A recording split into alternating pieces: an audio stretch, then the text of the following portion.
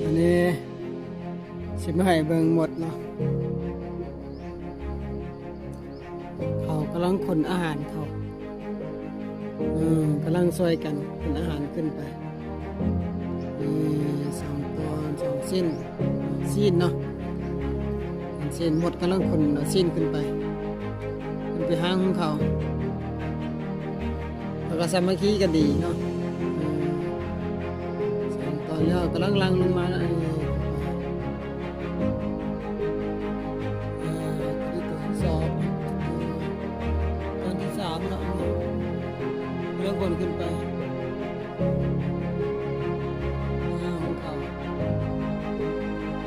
ช่วยกันนะครับช่วยกันเอาคนขึ้นไปไว้ห่างเนาะนี่